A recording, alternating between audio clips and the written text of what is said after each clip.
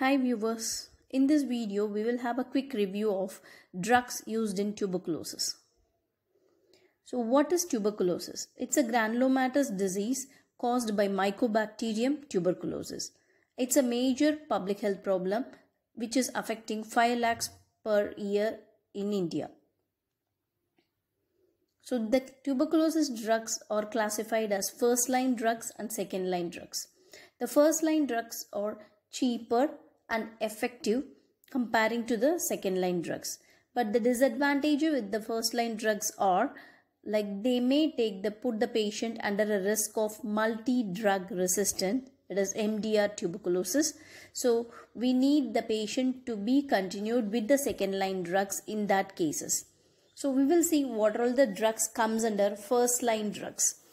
So RIPES is the mnemonics used for listing down the first line drugs, that is rifampicin, isoniazid, pyrazinamide, ethambutol and streptomycin. So here I have given in two colors the list of the drugs, that is red and green.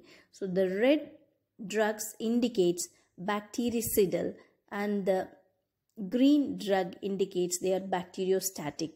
That means these drugs are tuberculocidal drugs, the red drugs, and the green one is listed as tuberculoside. So it means it suppresses the growth of the tubercle bacilli. That is the ethambutol, which is listed in the first line drug as green, indicates that it is a bacteriostatic drug. It means it suppresses the tubercle bacilli, but it won't kill the tubercle bacilli. Whereas the drugs which are listed as red, like isoniazid, rifampicin, pyrazinamide and streptomycin, are tuberculocidal drugs, which means they kill the tubercle bacilli. So there are major side effects we will be discussing in the coming slides. The next set of drugs are second line drugs. So in case if the patient comes or reporting multi-drug resistant or one or two drug resistant during their first course of treatment, they will be put on the second line drugs like ethionamide, PAS, that is para-aminosalicylic acid, amikacin, kanamycin and ciprofloxacin. So ethionamide and para-aminosalicylic acid are bacteriostatic drug, whereas amikacin, kanamycin, ciprofloxacin are bactericidal drug. So the very important drugs are these four drugs what we are going to discuss in the coming slides. So what is pyrazinamide? It is in case of active tuberculosis, the pyrazinamides are the best drug which is prescribed, and it is, as we said, it's a bactericidal drug. It acts against intracellular bacilli. What is the adverse effects here? Hepatotoxicity. Almost all the tuberculosis drugs may lead the patient to hepatotoxic, and the main important adverse effect here, it is hyperuremia. So hyperuremia causing the patient suffering from gouty arthritis.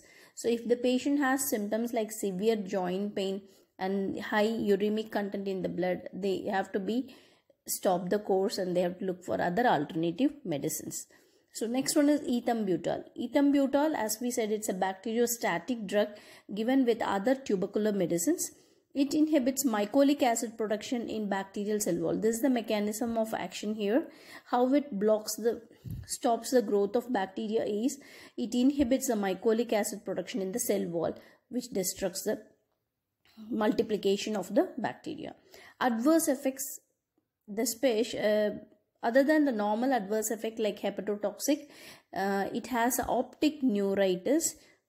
That means the person cannot differentiate red and green color. So those who are taking tuberculosis drugs, you should monitor them for this optic neuritis or gouty arthritis so that we will effectively manage them patients therapeutically. The next is isoniazid, very popularly known as INH. It's a most effective and cheaper tuberculosis drug. It is bactericidal. It inhibits the synthesis of mycolic acid as same like ethambutol. And both intra and extracellular tuberculosis, we can use this isoniazid, which is very effective. What are all the adverse effects other than normal hepatotoxicity?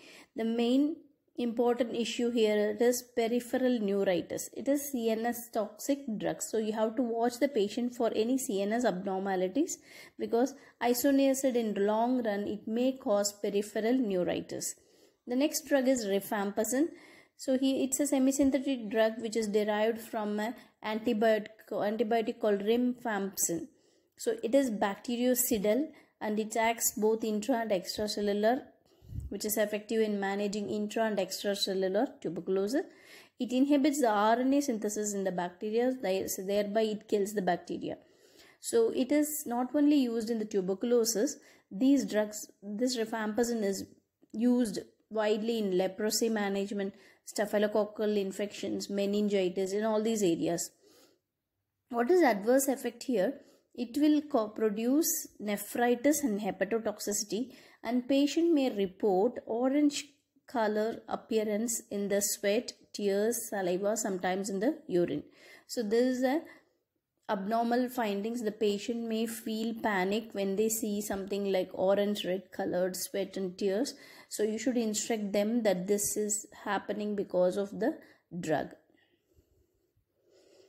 So all these drugs produce side effects. We can see it in this single slide, where here rifampicin causes red-orange secretions and isoniazid causes peripheral neuritis.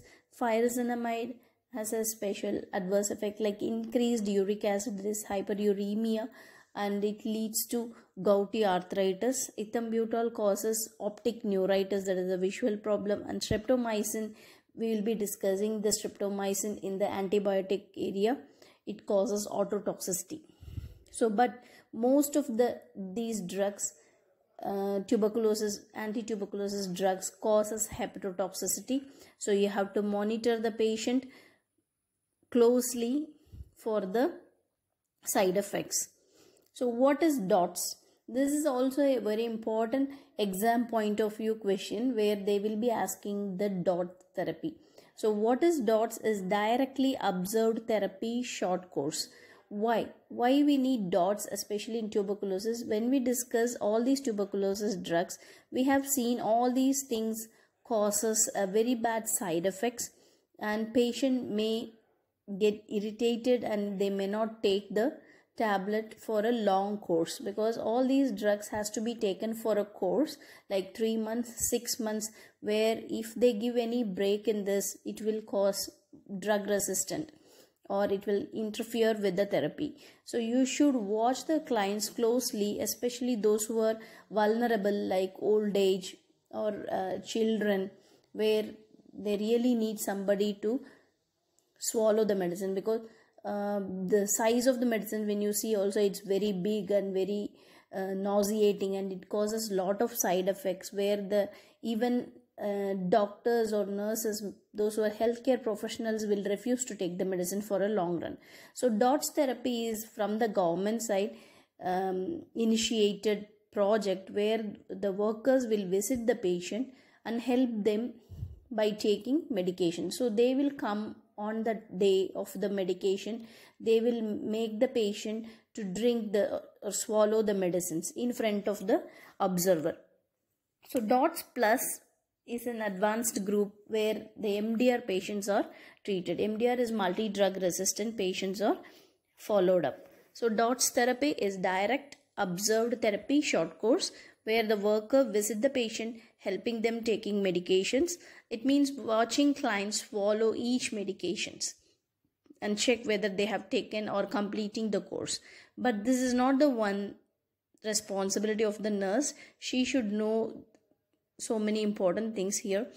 She should encourage the patient to continue and complete the therapy. This is very, very important, because those who are malnourished, those who have a lot of side effects, they may refuse to take or they may skip the doses.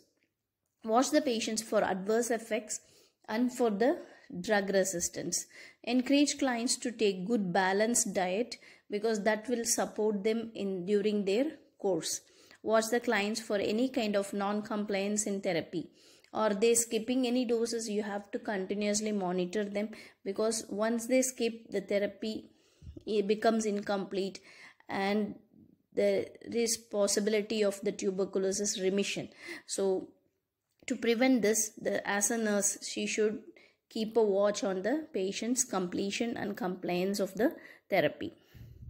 So we have discussed what is tuberculosis, what are the drugs classifications, what all the list of drugs comes under first line and second line drugs, what is DOTS therapy, what are the main adverse reactions of the main drugs, that is the first line drugs, and the nurse's responsibilities.